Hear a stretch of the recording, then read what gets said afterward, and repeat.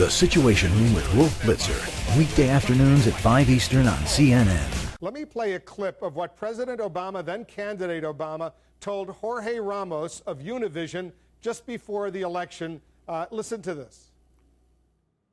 I cannot guarantee that it's going to be in the first 100 days. But what I can guarantee is that we will have in the first year an immigration bill that I strongly support and that I'm promoting, and that I want to move that forward as quickly as possible. In the first year? In my first year in office.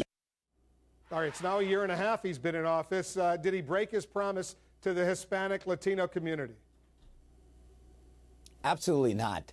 What I've said is, let's remember, President Obama does not have a vote. This is up to the Congress.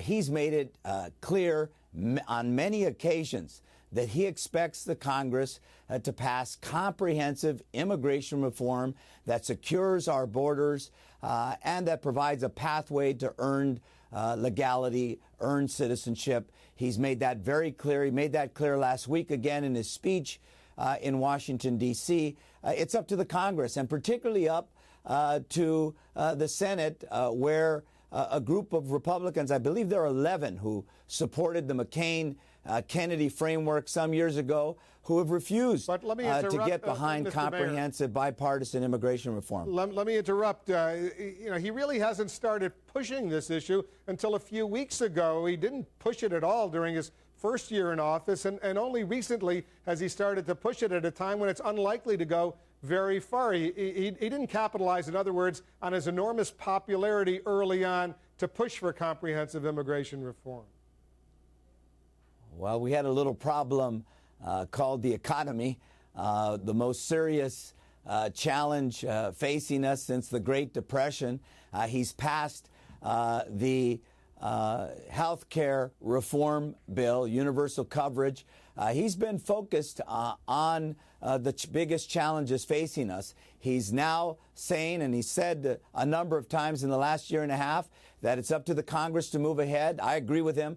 I think that we need to move ahead on a bipartisan level. We need to put it up for a vote as well. You know, I don't buy the idea that we've got to wait forever for Republican support.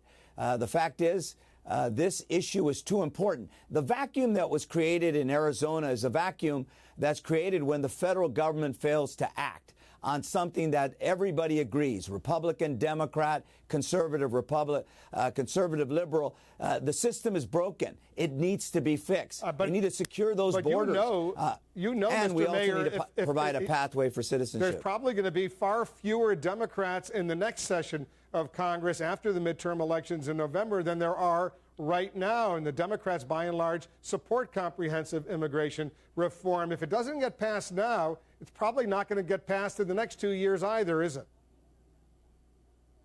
That's exactly right, and that's why we need to move ahead. But more importantly, we need to move ahead so we can avoid what's going on in Arizona. People are focusing a lot on SB 1070 and whether or not it's constitutional to enact laws like that. But what about the other things they've done? Enacted laws to preclude the teaching of ethnic studies in our classrooms, enacted a rule in the Department of Education in Arizona that says if you have a heavy accent, you can't teach English as a second language. Now proposing to strip citizen children of their citizenship because their parents are undocumented. And finally, someone running for Public Utilities Commission arguing that we shouldn't provide power to the undocumented. This is the kind of stuff that happens when the federal government doesn't do its job. Here's what Sheriff Paul Bebu, I interviewed him yesterday. He's from Pinal County in Arizona. He supports the Arizona immigration law. What he told me last night when he spoke with me, he said the federal government has been derelict in not dealing with the security along the border with Mexico. Listen to this. We have paramilitary squad-sized elements 80 miles north of the border every night that are operating, that are escorting these drugs, and they're killing each other. They shot one of my deputies. And what is it going to take for the president to defend America? Here we're in wars all halfway across the globe, spending billions of dollars, and we can't secure our own border here in America? All right, what do you say to Sheriff Babu, who says, you know what? They're sick and tired of the federal government not doing its job. They had to take matters into their own hands.